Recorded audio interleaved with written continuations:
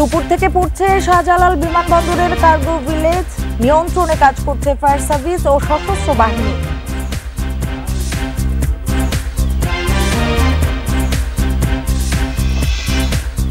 ঢাকায় উড়োজাহাজ ওঠানামা বন্ধ। চট্টগ্রাম ও সিলেট বিমানবন্দরে অবতরণ করল 11টি ফ্লাইট, যাত্রীদের দুর্ভোগ।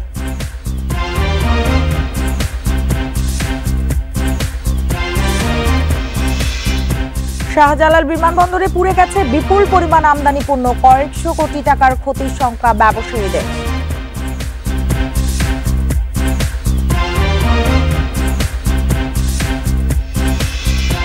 আগুনের ঘটনার স্বচ্ছ তদন্ত চান তারেক রহমান। ফ্যাসিস্টের দোসররা সহিংসতা শুরু করছে, মন্তব্য মির্জা ফখরুলের।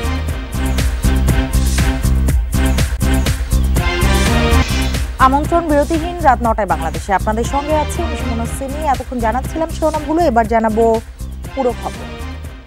ভয়াবহ আগুনে এখনো জ্বলছে শাহজালাল আন্তর্জাতিক বিমানবন্দরের কার্গো ভিলেজ। নিয়ন্ত্রণে কাজ করছে ফায়ার সার্ভিসের 37টি ইউনিট, সেই সঙ্গে রয়েছে সেনা, নৌ, বিমান ও বিজিবি সদস্যরা। এরই মধ্যে আগুন অনেকটা নিয়ন্ত্রণে এসেছে বলে জানিয়েছে সিভিল এভিয়েশন কর্তৃপক্ষ। তবে আগুনের লেলিহান শিখা থামেনি এখনো। আগুনের আরো খবর জানাতে যোগ দিয়েছেন সহকর্মী নাহিদ কামাল। নাহিদ, বর্তমান অবস্থা বলবেন আগুনের। একটু আগে যখন বলা হচ্ছিল যে আগুন অনেকটাই নিয়ন্ত্রণে, তারপরে আবারও দেখা গেল কিন্তু আগুনের লেলিহান শিখা, আপনি বলবেন এখন কি অবস্থা? জি, আসলে কার্গো ভিলেজের পাশে যে ভবনটি রয়েছে, ভবনের বিভিন্ন অংশে মানে ভেতরের অংশে কিন্তু আমরা দেখেছি আগুনের লেলিয়ান শিখা দেখেছি, এবং কিছুক্ষণ পরপর ফায়ার সার্ভিসের কর্মকর্তারা চেষ্টা করছিলেন সেটি নিয়ন্ত্রণে আনতে। সেটা বেশ কিছু নির্বাপনে ছিল। আমি যদি এখনো দেখানোর চেষ্টা করি, এখনো কিন্তু তীব্র আকারে দেখা গিয়েছে, যেহেতু বাহিরে প্রতিটি ভবনের ঠিক বিভিন্ন ফ্লোরে এসি থেকে শুরু করে বিভিন্ন পণ্য রয়েছে, এবং সেই বিষয়ে সেখানে যেহেতু অনেক দাহ্য পদার্থগুলোও থাকতে পারে, সেখান থেকে কিন্তু কিছুক্ষণ পর পর আগুনের বড় আকারের ফুলকি দেখা যাচ্ছে। আমরা ঠিক কিছুক্ষণ আগেও যেটি দেখছিলাম, ভেতরে প্রচুর পরিমাণে আগুন এখনো দেখানোর চেষ্টা করছি। ভেতরে কিন্তু দাউ দাউ করে আগুন জ্বলছে, এবং যার কারণে এখানে যেহেতু সেখানে বেশ কিছু পণ্য রয়েছিল, এবং পণ্যের বাইরে বেশ কিছু দাহ্য পদার্থ এবং ইলেকট্রনিক ডিভাইসও কিন্তু সেখানে রয়েছে। ইলেকট্রনিক ডিভাইসের ক্ষেত্রে আমরা দেখেছি কার্গো ভিলেজের এই জায়গাটিতে আসলে বিভিন্ন আমদানিকৃত পণ্যের মধ্যে বিভিন্ন ডিভাইস, কেমিক্যাল পণ্য, কসমেটিক্স, এর বাইরে হচ্ছে ওষুধ প্রস্তুতিতে বিভিন্ন কাঁচামাল, বিশেষ করে র আইটেম টাইপের এই ধরনের বিভিন্ন পণ্য ছিল বলে আমরা আমদানিকারকদের বরাতে জানতে পেরেছি, এবং সেগুলো কিন্তু আসলে অনেক হারে আগুন জ্বালাতে সহায়তা করছে, যার কারণে আসলে কিছু সময় পর পর যেগুলো আসলে নিচে চাপা পড়েছিল সেগুলোও কিন্তু এক প্রকার কিছুক্ষণ পর পর আবারও জ্বলে উঠছে। আমরা সেগুলো দেখানোর চেষ্টা করছি। ধোঁয়ার পরিমাণ আগের চাইতে কিছুটা কমেছে, কিন্তু ভিতরে এখনো যেহেতু আগুন আছে, এবং বিভিন্ন ক্ষেত্রে যেহেতু দেখা যাচ্ছে যে আগুনের পরিমাণ বেড়েছে, সেই বিষয়ে আসলে ফায়ার সার্ভিসের এখন পর্যন্ত 19টি ইউনিট কাজ করছে।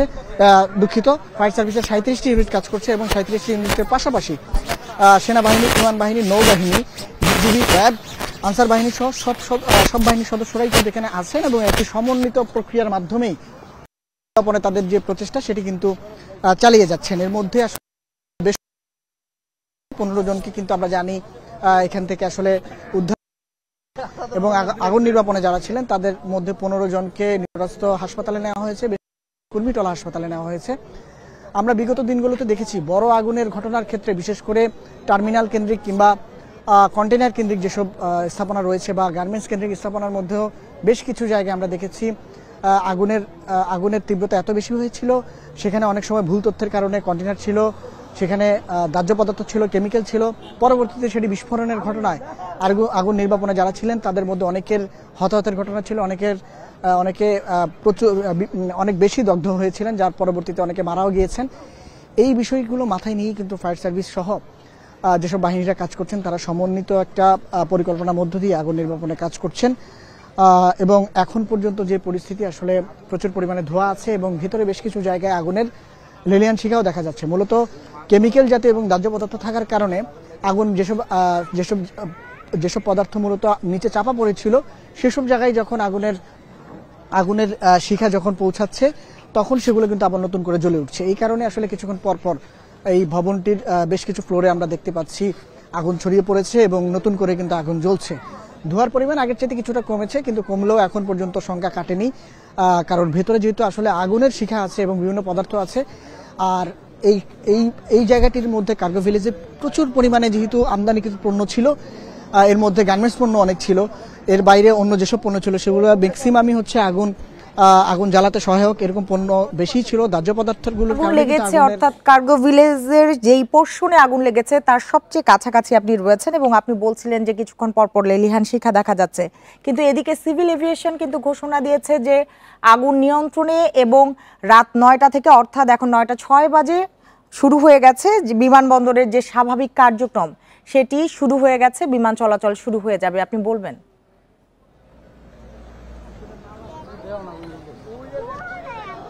আসলে সিভিল এভিয়েশন কর্তৃপক্ষের মধ্যে রাত 9টা নাগাদ পরিস্থিতি স্বাভাবিক করার জন্য আসলে সন্ধ্যা নাগাদই আমাদেরকে খবর জানিয়েছিলেন 9টা নাগাদ যেন পরিস্থিতি স্বাভাবিক করা যায়, সেই প্রচেষ্টায় সেই লক্ষ্যেই কাজ চলছে এবং সমন্বিত বাহিনীদের যেসব বাহিনী কাজ করছে তাদের সমন্বিত একটি পরিকল্পনার মাধ্যমে সেই লক্ষ্যে কাজ করা।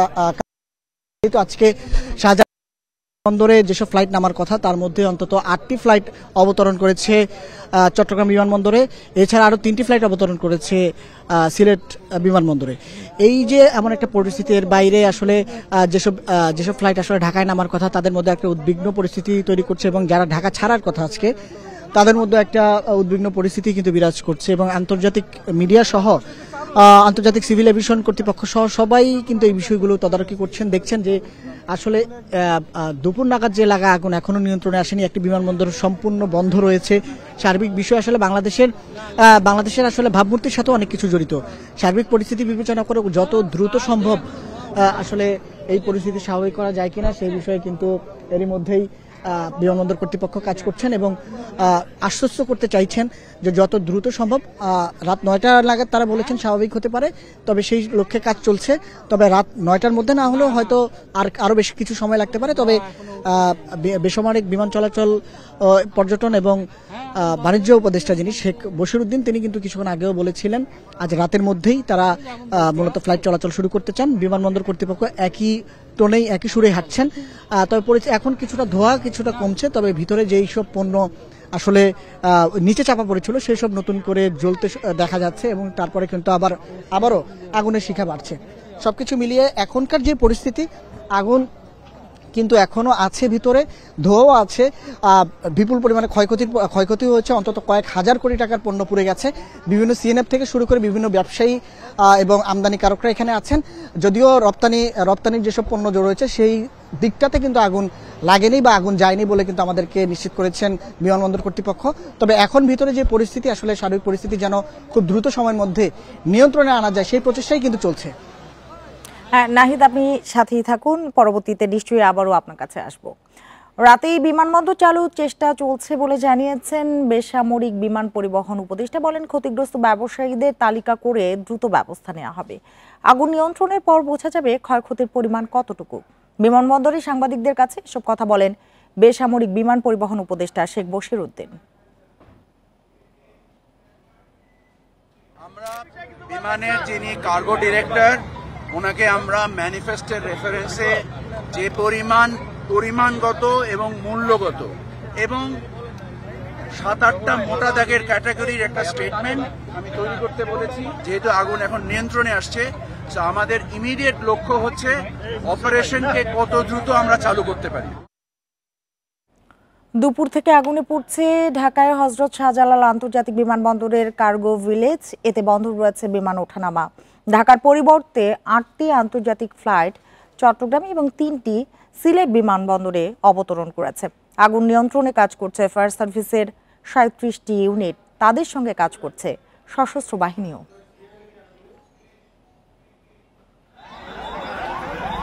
শনিবার দুপুর 2:30টার দিকে আগুন লাগে হযরত শাহজালাল বিমানবন্দরের কার্গো ভিলেজে। মুহূর্তেই তা ছড়িয়ে পড়ে, বাড়তে থাকে আগুনের তীব্রতা। 3:30টার দিকে ভয়াবহ রূপ নেয়। আগুন নিয়ন্ত্রণে দ্রুতই কাজ শুরু করে ফায়ার সার্ভিস। তাদের সঙ্গে যোগ দেয় বিমান, নৌ, সেনাবাহিনী ও বিজিবি। আগুনের ঘটনায় আনসার সদস্য সহ বেশ কয়েকজন আহত হন। ভিতরে যে অবস্থা পুরো সব শেষ। আর আমরা চেষ্টা করছি যাইতে, আমাদেরকে বিভিন্ন সংস্থার লোকজন আমাদেরকে ঢুকতে দেয় নাই। বিমানের অনেক লোকের সাথে কথা বলছি, ওনারা বলছে যে ফায়ার সার্ভিস আসলে সঠিক সিদ্ধান্ত নিতে পারে নাই। কার্গো ভিলেজের যে অংশে আগুন লাগে সেখানে রাখা ছিল আমদানি করা বিভিন্ন গার্মেন্টস পণ্য, ছিল প্রসাধন সামগ্রী ও রাসায়নিক দ্রব্য। আগুনে সব পুড়ে যাওয়ায় বড় ধরনের লোকসান গুনতে হবে জানিয়ে ক্ষতিপূরণের দাবি ব্যবসায়ীদের। ওয়ার হাউসে গুডসগুলো আছে, কোরিয়ার হাউসে, এয়ার কার্গোতে আছে এবং রানওয়েতে আছে। এটা যদি ছড়ায় যায় বৃহৎ ক্ষতি হবে বাংলাদেশের এটা, এবং সাথে সাথে আমাদের ইকোনমিকেও এফেক্ট করবে। এখানে দুইটা শিপমেন্টেই প্রায় 2 কোটি টাকার উপরে মাল আছে, তো আমাদের তো মাত্র 2টা, এখানে সব মিলিয়ে 1000 কোটি টাকার উপরে পণ্য আছে। এর আগে 2013 সালের 5 এপ্রিল শাহজালাল বিমানবন্দরের কার্গো ভিলেজে আগুন লেগেছিল। আনোয়ার সাদাত নূর, ইন্ডিপেন্ডেন্ট নিউজ, ঢাকা। ভয়াবহ আগুনে এখনো জ্বলছে শাহজালাল আন্তর্জাতিক বিমানবন্দরের কার্গো ভিলেজ। নিয়ন্ত্রণে কাজ করছে ফায়ার সার্ভিসের 37টি ইউনিট, সেই সঙ্গে রয়েছে সেনা, নৌ বিমান ও বিজিবি সদস্যরা। এরই মধ্যে আগুন অনেকটাই নিয়ন্ত্রণে এসেছে বলে জানিয়েছে সিভিল এভিয়েশন কর্তৃপক্ষ। তবে আগুনের লেলিহান শিখা থামেনি এখনো। বিমানবন্দরের আগুনের আরও খবর জানাতে যোগ দিয়েছেন সহকর্মী আদিলুর রহমান। সিভিল এভিয়েশন জানিয়েছে যে আগুন অনেকটাই নিয়ন্ত্রণে এবং 9টা থেকে যেটি তারা কথা দিয়েছিলেন যে বিমানবন্দরের স্বাভাবিক কার্যক্রম শুরু হয়ে যাবে, সেটি শুরু হয়ে গেছে। আপনি কি দেখতে পাচ্ছেন সরেজমিনে?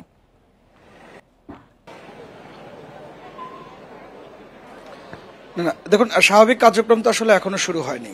তার কারণ হচ্ছে শুরু হবার কথাও নয়। সিভিল এভিয়েশন কর্তৃপক্ষ বারবার করে যেটি আসলে আশা করছেন, তারা আশার মধ্যেই আছেন এখন পর্যন্ত, যে এই বুঝি আগুন নিভে যাবে এবং এই বুঝি তারা বিমানবন্দরটি সচল করতে পারবেন। প্রথমে কিন্তু তারা 6টা পর্যন্ত সময় দিয়েছিলেন, 6টার পরে সেটি 3 ঘন্টা বাড়িয়ে 9টা করেছেন। এরপরে হয়তোবা তারা আরো 3 ঘন্টা সময় বাড়াবেন। বিমানবন্দর স্বাভাবিক করার জন্য, বিমান ওঠানামা করার জন্য যে পরিবেশ তৈরি দরকার, সেটি এখন পর্যন্ত আমরা আগুনের লেলিহান শিখা যেমন দেখছি, আমার সব যে জায়গাটিতে আসলে জায়গার দৃশ্যটি আসলে দেখাচ্ছে, সেই জায়গায় আমরা কিছুক্ষণ আগেও দেখলাম যে আগুন ছিল না। ফায়ার সার্ভিস কর্মীরা ঠিক এই জায়গাটিতে দাঁড়িয়ে তারা পানি দিয়ে ভেতরের আগুন নেভানোর চেষ্টা করছিলেন। কিছুক্ষণ দেখতে পাচ্ছি যে এখান থেকে লেলিহান শিখা বেরোচ্ছে এবং শুধুমাত্র শিখা নয়, শিখার সঙ্গে আগুনের ফুলকি বাইরে আসছে। অর্থাৎ ফায়ার সার্ভিস কর্মীরা এই জায়গাটিতে দাঁড়িয়ে পানি ব্যবহার করবেন, সেটি করার মতো অবস্থার তারা এই মুহূর্তে আসলে নেই।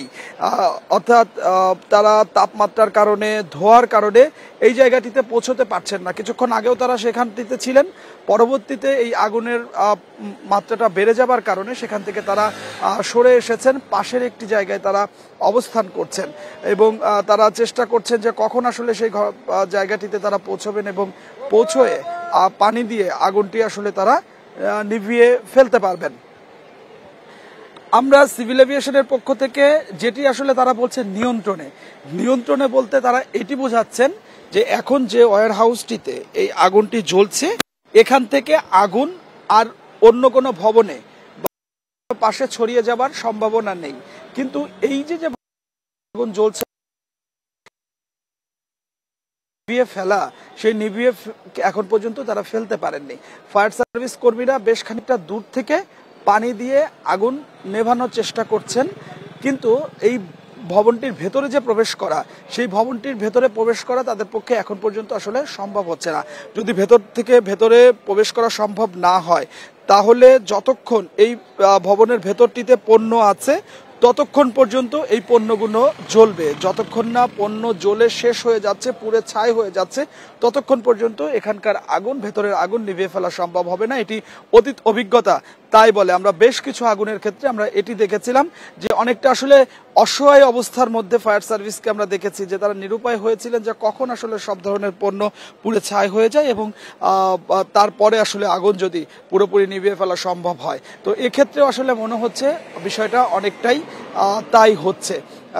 তার কারণ হচ্ছে অতিরিক্ত তাপমাত্রা, ধোঁয়া, এসব কারণে ভবনের ভেতরে প্রবেশ করা বা ভবনের একেবারে কাছাকাছি যাওয়া কিন্তু আসলে সম্ভব হয়নি। আপনি নিশ্চয়ই দেখতে পাচ্ছেন যে একজন কর্মী দূর থেকে ছোট্ট একটি পাইপের সাহায্যে তিনি পানি দেওয়ার চেষ্টা করছেন। আমি যদি আমার সহকর্মীকে একটু দেখাতে বলি, ওই জায়গাটি আপনি নিশ্চয়ই দেখতে পাচ্ছেন যে তিনি একটি পাইপের মাধ্যমে একটু পানি দেওয়ার চেষ্টা করছেন, কিন্তু সেটি আসলে ছোট একটি পাইপ এবং খুব দূর থেকে যে পানিটি তিনি দিচ্ছেন সেটি আসলে আগুন পর্যন্ত আসলে পৌঁছচ্ছে না। এই যে গ্রিলটি আছে সেই গ্রিল পর্যন্ত গিয়ে সেই পানিটি আসলে শেষ হয়ে যাচ্ছে। এই দৃশ্যটি আমরা দেখতে পাচ্ছি। অর্থাৎ যদি আগুন পর্যন্ত পৌঁছানো সম্ভব না হয় এবং আগুন পর্যন্ত পানি পৌঁছানো সম্ভব না হয়, বা তারা যে রোবটের ব্যবহার করেছে বা আরো বেশ কিছু ফায়ার নিয়ন্ত্রণের জন্য আরো বেশ কিছু উপকরণ ব্যবহার করা হয়, সেগুলো যদি আগুন পর্যন্ত আসলে না পৌঁছায়, সেক্ষেত্রে আগুন পুরোপুরি নিভিয়ে ফেলা আসলে সম্ভব হয় না। এরই মধ্যে আমরা দেখতে পাচ্ছি যে এই যে কার্গো ভিলেজের সামনের যে সড়কটি, আদিলুর কাঠামোগত যে বিষয়টি, সেটি কি প্রধান চ্যালেঞ্জ হয়ে দাঁড়িয়েছে আগুন নেভাতে গিয়ে?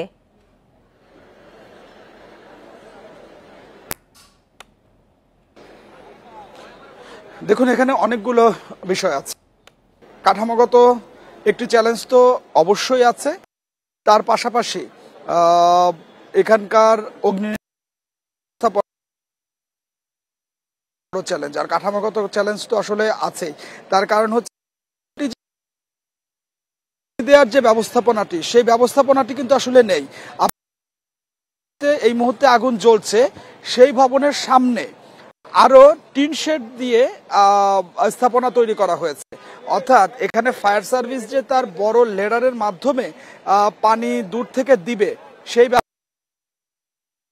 অর্থাৎ এইরকম যদি কাঠামোগত অবস্থা হয়ে থাকে, সেক্ষেত্রে ক্ষেত্রে যে কারণে ফায়ার পানি নিয়ে আগুনের কাছাকাছি পর্যন্ত যেতে পারছে না। এবং আমরা দেখে থাকি যে আগুন জলে ছাদ থেকে ছাদের উপরে পৌঁছে তারপরে ভবনের ভেতরকার যে আগুনগুলো আছে সেই আগুন পুরোপুরি নেভানোর চেষ্টা করেন। এক্ষেত্রে সেটাও সম্ভব হচ্ছে না, চ্যালেঞ্জ আছে। এর বাইরে আরেকটা বড় চ্যালেঞ্জ আমরা লক্ষ্য করতে পারছি পানি। আমরা দেখতে পাচ্ছি যে ওয়াসার ছোট ছোট গাড়িতে করে পানি, সেই পানিগুলো ভেতরে নিয়ে তারপরে দেয়া হচ্ছে। এখন প্রশ্ন উঠেছে যে কাতর একটি জায়গা, যে জায়গায় মানুষের অর্থাৎ এখানকার আমদানিকারক যারা আছেন তারা বলছেন ভেতরে যেন অর্থাৎ অনেক আমদানিকারক তাদের কোটি কোটি টাকার পণ্য এখানে যে আজকে অথবা কালকে অথবা পরশুদিন তারা এই পণ্যগুলো এখান থেকে ছাড় করে নিয়ে যাবেন। এটি দিয়ে তাদের রুটির ব্যাপার, তাদের ব্যবসা বাড়ানোর ব্যাপার। তো এই বিষয়গুলো আমদানিকারকরা বলছিলেন যে তাদের স্বপ্ন পুড়ে ছাই হচ্ছে, কিন্তু এখানে তাদের বাইরে থেকে দাঁড়িয়ে তাকিয়ে তাকিয়ে দেখা ছাড়া আর কোনো উপায় নেই। তারা বলছিলেন শুধুমাত্র অব্যবস্থাপনা, অদক্ষতা এবং ব্যর্থতার কারণে তাদের এমন হাজার হাজার কোটি, তাদের কোটি কোটি টাকা, এটির দায় আসলে কে নেবে, এই প্রশ্নটি এখানকার ব্যবসা যাচ্ছে তারা রেখে। তারা বলছেন যে এই যে তাদের ক্ষতি হলো, এই ক্ষতিপূরণটা আসলে তারা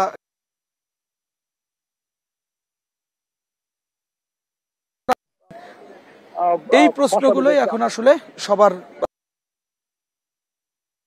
এই ব্যাপারগুলো নিয়ে কথা বলেছিলাম, এখানে উপদেষ্টা এসেছিলেন যে তিনি এটি তদন্ত করে দেখতে বলেছেন, তালিকা করতে বলেছেন কারা ক্ষতিগ্রস্ত হয়েছে, কাদের কি পরিমাণ পণ্য এখানে ছিল।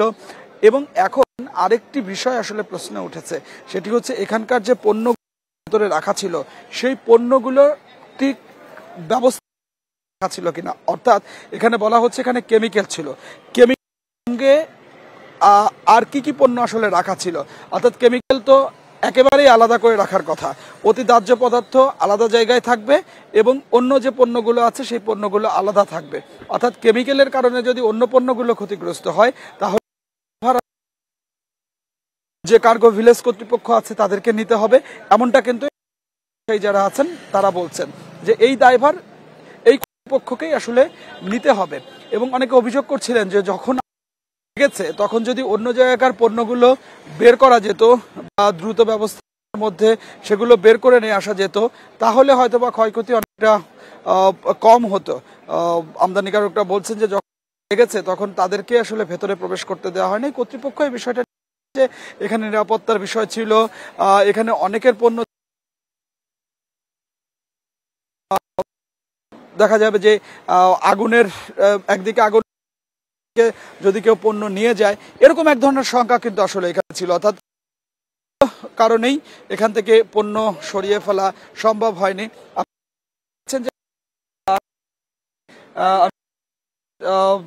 চলে যেতে চাই আমার সহকর্মী যিনি আছেন যে জায়গাটিতে এই মুহূর্তে আগুনের লেলিহান শিখা আমরা দেখতে পাচ্ছি। অনেকক্ষণ পরে ফায়ার সার্ভিসের একজন কর্মী সেখানে পৌঁছেছেন, কিন্তু তিনি আসলে বুঝে উঠতে পারছেন না যে কোন প্রক্রিয়ায় সেখানে আসলে পানি ব্যবহার করবেন এবং কিভাবে পানি ব্যবহার করে সেখানে এই আগুনগুলো তারা আসলে নিয়ন্ত্রণ করবেন। তারা হন্যে হয়ে একদিক থেকে আর আসলে ছুটছেন, কিন্তু কোনো করতে পার এখানকার আগুন নিয়ন্ত্রণে আনতে।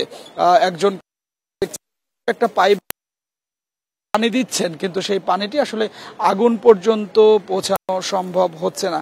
ফায়ার সার্ভিস কর্মীরা তারা চেষ্টা করে যাচ্ছেন, কিন্তু সেই চেষ্টা আসলে তাদের সফল হচ্ছে না। বারবারই তারা ব্যর্থ হচ্ছে আগুন পুরোপুরি নিভিয়ে আনতে। এখনো যে সেই ধোয়ার কুণ্ডুলি কিছুক্ষণ পরপরই বের হচ্ছে, তার সাথে আগুনের যে লেলিহান সেটিও আসলে আমরা লক্ষ্য করতে পারছি। আপনি নিশ্চয়ই যে অর্থাৎ আমাদের যে পাশ থেকে আমরা এখন আপনাকে দেখানোর চেষ্টা করছি আগুনের দৃশ্য, আমি আমার সহকর্মীকে বলবো যে একটু পুরো এরিয়া বা এলাকাটি একটু ক্যামেরার মাধ্যমে বিস্তৃতভাবে দেখানোর জন্য।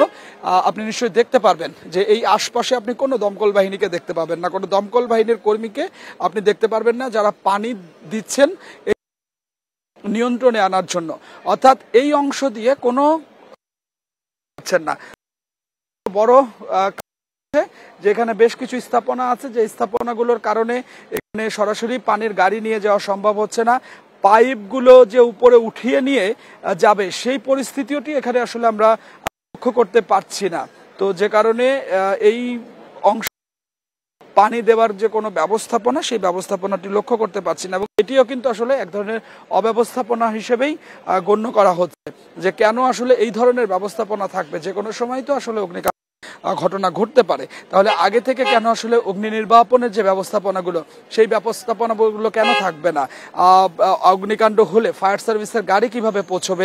বিমানবন্দর যেখানে আদিলুর সর্বোচ্চ নিরাপত্তা ব্যবস্থা কিন্তু রাখা হয় এবং সেখানে সিসি ক্যামেরা থাকে, সেখানে নিরাপত্তার সর্বোচ্চ গুরুত্ব দেয়া হয়, সেই জায়গায় এই ধরনের অগ্নিকাণ্ড এবং এতক্ষণ ধরে অগ্নিকাণ্ড চলা, যেখানে আপনি বলছেন যে ফায়ার সেফটি যে থাকার কথা, ব্যবস্থাপনা থাকার কথা, সেটিও কিন্তু নেই। এগুলি নানান কথা আমরা যখন বিশেষজ্ঞদের সাথে কথা বলছিলাম, তারাও কিন্তু বলছিলেন যে এগুলি কিন্তু না জনমনে নানান ধরনের প্রশ্নের উদ্রেক করছে।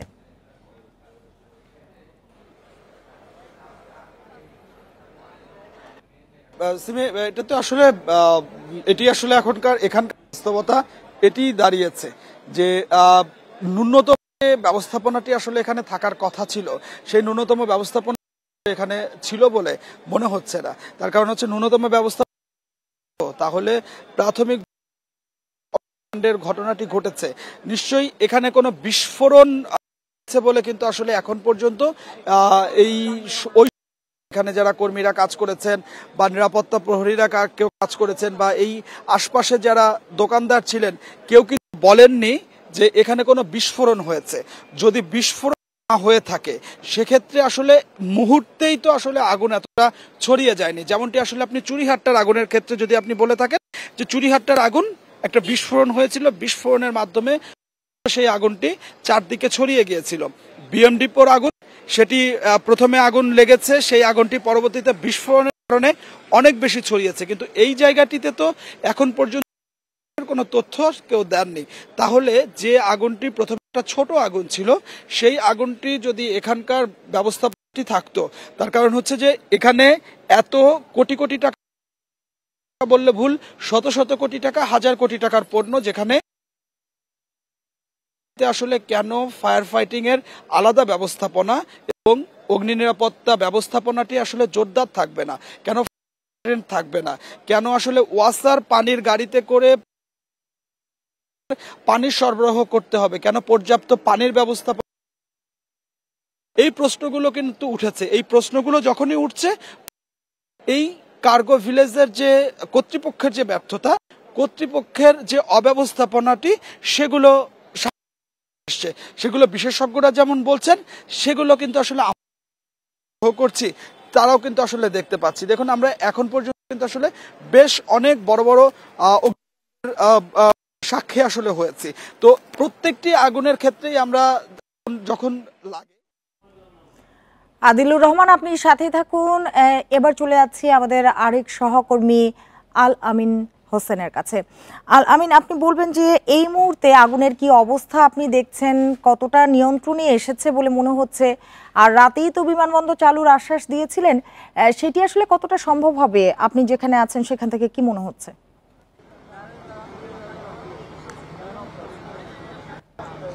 সিমি, আসলে বেসামরিক বিমান চলাচল উপদেষ্টা তিনি আশ্বাস আসলে দেননি। তিনি যেটা বলেছিলেন যে তারা রাতের মধ্যে বিমান চলাচল উপযোগী করার একটি চেষ্টা করবেন, কারণ এই বিষয়টা আসলে এখনো অনিশ্চিত যে এই আগুন কখন নেভানো পুরোপুরিভাবে, তারপরে বিমান চলাচলের জন্য উপযোগী করা যাবে। এই পরিস্থিতি যদি আমি আপনাকে দেখাই, এখনো ভিতরে 8 নম্বরের যে গেট কার্গো ভিলেজ, তার যে হচ্ছে হাতের ডান দিকের অংশে এখনো আগুন জ্বলছে, অর্থাৎ আগুনের যে লেলিহান শিখা, সেই এখনো এখান থেকে দেখা যাচ্ছে। ফায়ার কর্মীরা যখন সেখানে আগুন, অর্থাৎ পাইপ দিয়ে যখন সেখানে পানি ছিটা, তারপর সেই আগুন থেকে লেলিহান যে শিখা, সেই শিখা বের হচ্ছে। আসলে কখন আসবে নিয়ন্ত্রণে, মানে ফায়ার সার্ভিসের যে ব্যাখ্যা, সেটি টেকনিক্যাল অনেক থাকেন যে নিয়ন্ত্রণে মানে হচ্ছে যে আগুন আর ছড়াবে না, কিন্তু আগুন নেভেনি। তো সেই ক্ষেত্রে আগুন আসলে কখন নিবে, এর মধ্যে এখানকার প্রাথমিকভাবে যতটুকু জানতে পেরেছি, এখানে মেডিকেল ইকুইপমেন্ট রয়েছে, পাশাপাশি ওয়াটার মনিটরিং, অর্থাৎ পানি বিশুদ্ধকরণের যে কেমিক্যাল, সেই কেমিক্যাল রয়েছে। মূলত আগুন দাহ্য পদার্থ পেলে যেরকম ধাউ ধাউ করে জ্বলে, সেটি আরো দাউ দাউ করে জ্বলছে। এখানে এক্সকাভেটর নিয়ে অবকাঠামোগত কারণে ভিতরে পানি দিতে পারছে না, এবং উপরে দেয়াল, প্রথম তলা এবং দ্বিতীয় তলার উপর দিয়ে সেখানে ফায়ার কর্মীরা পানি দিয়ে পানি ছেটানোর চেষ্টা করছেন, কিন্তু সেই পানি আসলে খুবই নগণ্য। আগুনের সেই আগুন নেভাতে যে পরিমাণ পানির দরকার, সেই পানি আসলে এখানে নেই, এবং যার কারণে তারা মূলত এখন যেটি চেষ্টা করছেন যে ভিতরে যে আগুন আছে, সেই আগুন যেন বাইরে ছড়িয়ে না পড়ে। কিছুক্ষণ আগে যেমনটা বলছিলাম যে এখানকার বেসামরিক বিমান চলাচল উপদেষ্টা শেখ বশিরউদ্দিন কথা বলেছেন, তিনিও যেটি বলেছেন যে তারা বিমান কিংবা বিমানবন্দর সচল করার একটি চেষ্টা রাতের মধ্যে করবেন। এর বাইরে এখানে আসলে আরো যে বিষয় রয়েছে, কার্গো ভিলেজ যে ক্ষতিগ্রস্ত হয়েছে, সেটি আসলে কবে নাগাদ প্রস্তুত হবে, আমদানি হয়েছে সেটি কবে নাগাদ প্রস্তুত হবে, এই নানান বিষয় আসলে এখানে রয়েছে। বিমানবন্দর মানে হচ্ছে একটি মহাযজ্ঞ, একটার সাথে নানান রকম ভাবে, এবং এর আন্তর্জাতিক প্রভাব কতটুকু পড়বে, আন্তর্জাতিক সংস্থা যেটি রয়েছে আইকা, সেখানে তার প্রভাব কি পড়বে, নিরাপত্তা অনেক ইস্যুজ। আপনি জানেন যে আমাদের 3rd টার্মিনাল চালু হচ্ছে সম্প্রতি, সেই 3rd টার্মিনালে যে আন্তর্জাতিক বিমান সংস্থাগুলো, যারা উড়োজাহাজ, তারা যারা রুট পরিচালনা করবেন, তারা আসলে এই অজুহাতে নানান রকম ইকুয়েশন আসলে এখানে কাজ করছে। তবে শত শত টন এখানে আমদানিকৃত যে পণ্য ছিল, সেই পণ্য আসলে আর যে ব্যবহার করা যাবে না, সেটি আমদানিকারক যারা রয়েছেন কিংবা ব্যবসায়ী যারা রয়েছেন, তাদের কথাটি স্পষ্ট। কারণ প্রথমে পণ্য আগুনে পুড়ে গিয়েছে, বাকি যদি কোনো পণ্য অবশিষ্ট থাকে, সেটি দিয়ে আগুন পানি ছেটানোর কারণে সেটি মূলত নষ্ট হয়ে যাবে। এখানে নৌবাহিনীর একটি যে টিম, অর্থাৎ নৌবাহিনীর যে অগ্নি নির্বাপনকারী যে সংস্থা রয়েছে, তাদের একটি গাড়ি এখানে প্রবেশ করেছে, এবং তারা হয়তো সেখানে চেষ্টা করবেন। আরেকটি বিষয় ছিল, আমরা ভিতরে শব্দ শুনতে পেয়েছি অন্তত 2 দফা, সেখানে শব্দ শুনেছি যে বিস্ফোরিত হচ্ছে, হয়তো কিছু এসি রয়েছে বা অন্যান্য যে কেমিক্যাল রয়েছে সেগুলো বিস্ফোরিত হয়েছে কিনা আমরা ঠিক এই মুহূর্তে এখান থেকে। তবে বারবারই যে প্রশ্নটি সামনে আসে, সেটি হচ্ছে অবকাঠামোগত কারণেই মূলত এখানে আমরা প্রাথমিকভাবে যেটি দেখছি, সেটি হচ্ছে অবকাঠামোগত কারণেই সেখানে পানি ভিতরে দেয়া যাচ্ছে না, দেয়াল ভাঙার সেটি এতটাই মজবুত যে দেয়ালও আসলে ভাঙা যাচ্ছে না। বিভিন্ন জায়গা থেকে নানান রকমভাবে চেষ্টা করা হচ্ছে, তবে হচ্ছে যদি সহজভাবে এক কথায় বলা যায় তাহলে হয়তো জ্বলতে জ্বলতে তারপর হয়তো আগুন নিবে, এরকম একটি বিষয় এখন পর্যন্ত বলা যায়। যেহেতু প্রায় 7 ঘন্টার বেশি হয়ে গেল, এখনো আগুন কোনোভাবেই নেভানো যাচ্ছে না। আর আরেকটি বিষয় সেটি হচ্ছে যে কার্গো ভিলেজেই শুধুমাত্র এটিকে কর্ডন করে রেখে পাঠাচ্ছেন ফায়ার কর্মীরা। বাণিজ্য উপদেষ্টা বেসামরিক বিমান চলাচল যে আমাদের রপ্তানিকারক যে কার্গো ভিলেজ রয়েছে সেটিতে আগুন ছড়ায়নি, এটি অনেক বড় একটা স্বস্তির খবর যে সেটি আসলে এখন পর্যন্ত ছড়ায়নি। আর এখন পর্যন্ত যে 6 ঘন্টা ধরে বিমান চলাচল বন্ধ, আপনি জানেন যে এটি আন্তর্জাতিক বিমানবন্দর মধ্যপ্রাচ্য সহ পৃথিবীর প্রান্তে বাংলাদেশি কিংবা বাংলা ভাষাভাষী মানুষ অথবা নানান শ্রেণীর মানুষ তারা আসলে গমনাগমন করে থাকেন। সেই ক্ষেত্রে প্রায় 6 ঘন্টা ধরে এটি জানতে পেরেছি যাদের বিমান ক্যান্সেল হয়েছে, ফ্লাইট বাতিল হয়েছে এখন পর্যন্ত বলা যেতে পারে। তবে তার আনুষ্ঠানিক কোনো তথ্য বেসামরিক পক্ষ থেকে কিংবা কোনো উড়োজাহাজ কোম্পানি বা উড়োজাহাজ সংস্থা আমাদের জানায়নি। তাদেরকে আমরা যতটুকু শুনেছি যে সমস্ত যাত্রীরা আসছেন হোটেলে নিয়ে যাওয়া হয়েছে। তবে শঙ্কার বিষয় হচ্ছে যারা ট্রানজিট।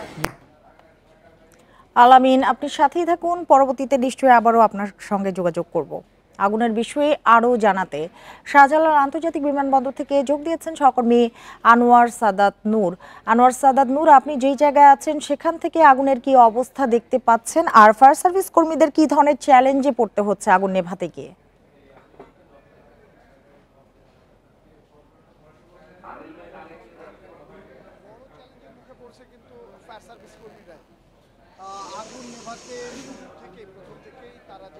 ইউনিট শেষ পর্যন্ত এখানে কাজ করেছে, তাদের সাথে যোগ দিয়েছে সেনাবাহিনী, বিমান বাহিনী, বিজিবি এবং এয়ারপোর্টের যে তাদের নিজস্ব ফায়ার স্টেশন টিম থাকে তারা সহ এর ভিতরে ফায়ার সার্ভিস কর্মীরাই কিন্তু সবচেয়ে উল্লেখযোগ্য ভূমিকা রেখেছে এবং তারা বলা যায় যে চ্যালেঞ্জের মুখে সবচেয়ে কাছাকাছি দাঁড়িয়ে আগুনের সামনে থেকে এই আগুন নিয়ন্ত্রণের চেষ্টা। এর ভিতরে আমরা দেখছি যে এখনো কিন্তু বিমানবন্দর কার্গো শাখার যে অংশ, সেই অংশের আকাশে ধোঁয়া আচ্ছন্ন, মানে এখনো যে অংশগুলোতে আগুন জ্বলছে কিংবা আগুন নিয়ন্ত্রণে সম্প্রতি আনা হয়েছে পানি দেওয়ার ফলে, সেখান থেকে কিন্তু ধোঁয়ার কুণ্ডুলি বের হয়ে আসছে।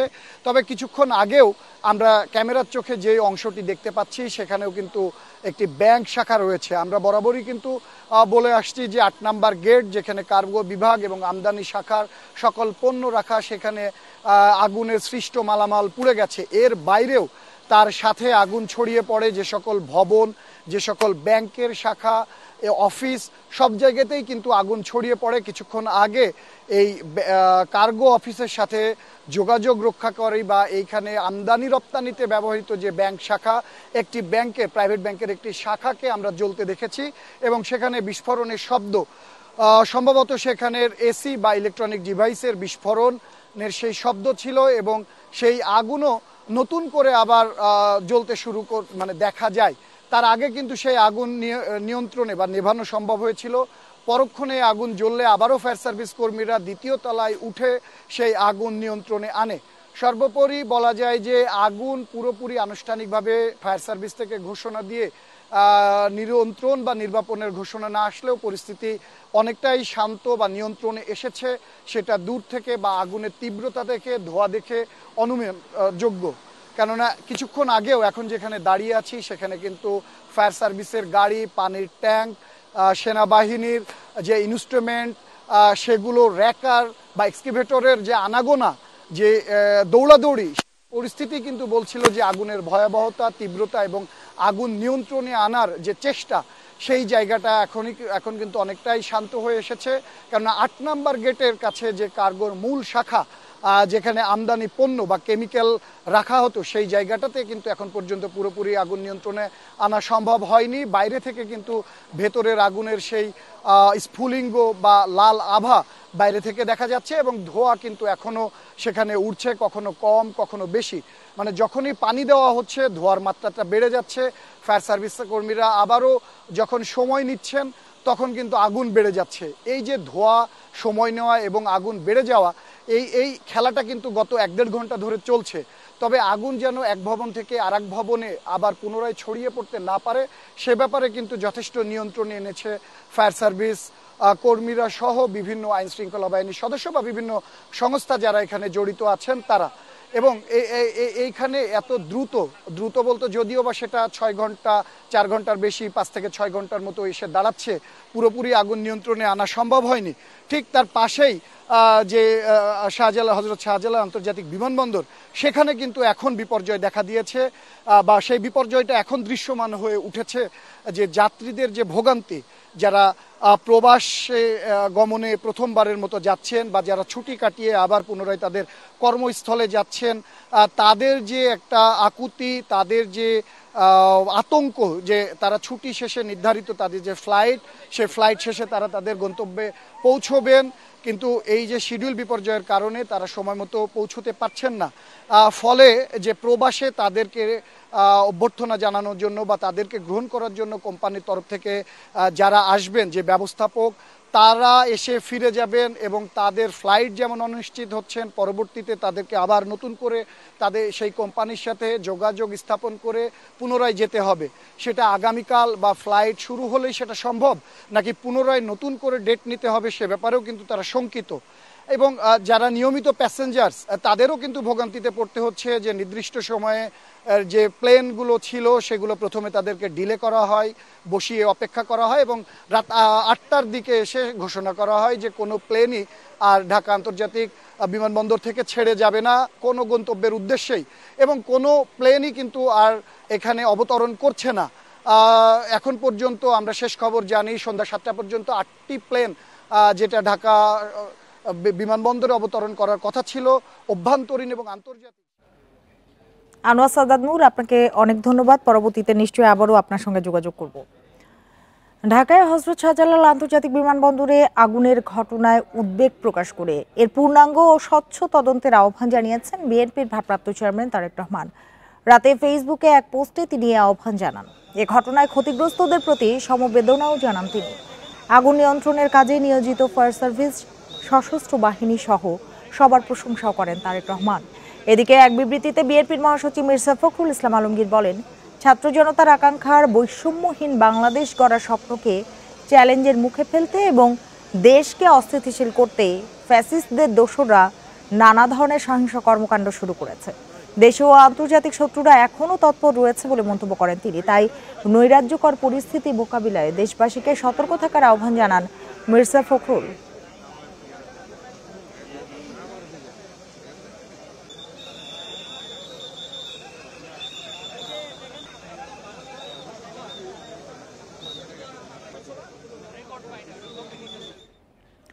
শাহজালাল বিমানবন্দরে আগুন লাগায় ঢাকায় নামতে পারেনি বেশ কয়েকটি ফ্লাইট। এর মধ্যে 8টি নেমেছে চট্টগ্রামে ও 3টি সিলেটে। এছাড়া বিভিন্ন ফ্লাইটের চেক ইন বন্ধ থাকায় বিপাকে পড়ে যাত্রীরা। বিমানবন্দর কর্মকর্তারা জানান, শাহজালাল বিমানবন্দরের পরিস্থিতি স্বাভাবিক হলে ফ্লাইটগুলো ঢাকায় নিয়ে আসা হবে। শাহজালাল আন্তর্জাতিক বিমানবন্দরে আগুন লাগার পর ফ্লাইট ওঠানামা স্থগিত করা হয়। এতে ঢাকার পথে থাকা বেশ কয়েকটি ফ্লাইট চট্টগ্রাম শাহ আমানত বিমানবন্দরে অবতরণ করে। সন্ধ্যা 6টা পর্যন্ত ঢাকামুখী 8টি ফ্লাইট চট্টগ্রামে নেমেছে। এর মধ্যে 4টি অভ্যন্তরীণ এবং 4টি আন্তর্জাতিক ফ্লাইট। এদিকে চট্টগ্রাম থেকে বিভিন্ন গন্তব্যের ফ্লাইটের যাত্রী চেক ইন সাময়িকভাবে বন্ধ করে দেওয়া হয়। আমাদের কথা ছিল 7টায় দুবাই দুশো রওনা দেব, কিন্তু আমরা এখন ওয়েটিং এর মধ্যে আছি, আমাদের কিছু বলতেছে না কখন আমাদের ফ্লাইট চালু হবে। এখন ভিতরে যেতে দিচ্ছে না, বুঝতে পারছি না কখন যাব, কি অবস্থা এখন বোঝা যাচ্ছে না। সিলেট ওসমানী আন্তর্জাতিক বিমানবন্দরেও ঢাকামুখী 3টি ফ্লাইট জরুরি অবতরণ করে। অভ্যন্তরীণ ফ্লাইটে চেক ইন বন্ধ থাকায় অনিশ্চয়তায় পড়েন আন্তর্জাতিক রুটের যাত্রীরাও। 3টার সময় ফ্লাইট ছিল ঢাকা ল্যান্ডিং করতে, তারপরে 3টা বাজার 26 মিনিট আগে ঢাকা থেকে জানানো হয়েছে ঢাকা আগুন লাগছে, এর কারণে ফ্লাইটটি ঢাকা ল্যান্ডিং করবে না, ঢাকা সিলেট চলে আসবে। আমার ইন্টারন্যাশনাল ফ্লাইটটা যদি আমি ধরতে না পারি তাহলে আমার জবে জয়েন করতে অনেক প্রবলেম হবে। আগুনের কারণে ঢাকা থেকেও সময় মতো ছাড়েনি বেশ কয়েকটি ফ্লাইট। রেশমি নন্দী, ইন্ডিপেন্ডেন্ট নিউজ। শাহজালাল বিমানবন্দরের কার্গো ভিলেজে আগুন লাগার ঘটনায় ঢাকাগামী 8টি ফ্লাইট চট্টগ্রামে অবতরণ করেছে সে বিষয়ে জানাতে আমাদের সাথে চট্টগ্রাম থেকে যোগ দিয়েছেন সহকর্মী অনুপম শীল। 8টি ফ্লাইট চট্টগ্রামে নেমেছে, বলবেন যে এই ফ্লাইটগুলো কখন নাগাদ ঢাকায় আনা হবে বা কি ব্যবস্থাপনা রাখা হচ্ছে সব মিলিয়ে বলবেন।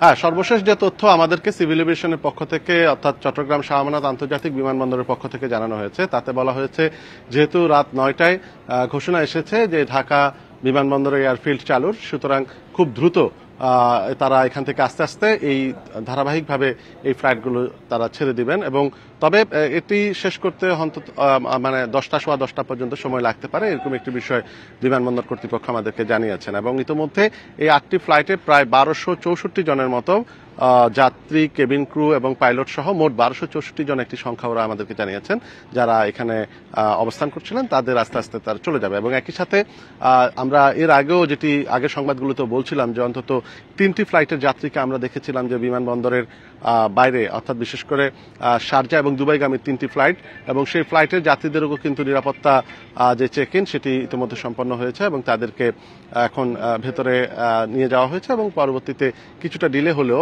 প্রত্যেকটি ফ্লাইটে কিছুটা পরিবর্তন হয়েছে এবং সেই পরিবর্তন সময় পরিবর্তনের সাপেক্ষে তাদেরকে নির্ধারিত গন্তব্যের জন্য এই বিমানগুলো বা এই উড়োজাহাজগুলো ছেড়ে যাচ্ছে।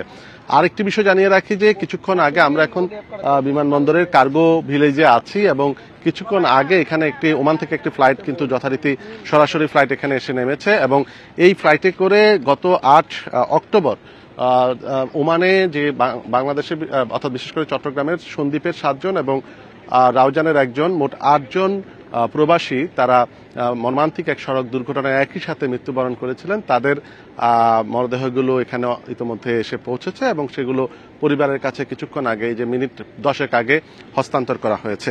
অর্থাৎ চট্টগ্রামের বিমানবন্দরের যে শাহ আমানত বিমানবন্দরের যে অপারেশনাল কার্যক্রম সেটি মোটামুটি এখন বলা যায় যে অনেকটা আস্তে আস্তে স্থিতিশীল হতে শুরু করেছে এবং আগামী 45 মিনিট থেকে 1 ঘন্টার মধ্যে এই পরিস্থিতি পুরোটা স্বাভাবিক হতে পারে, এরকম একটি বিষয় আমাদেরকে সিভিল এভিয়েশনের পক্ষ থেকে জানানো হয়েছে। অনুপম শীল, আপনাকে অনেক ধন্যবাদ আমাদের সাথে যোগ দেওয়ার জন্য।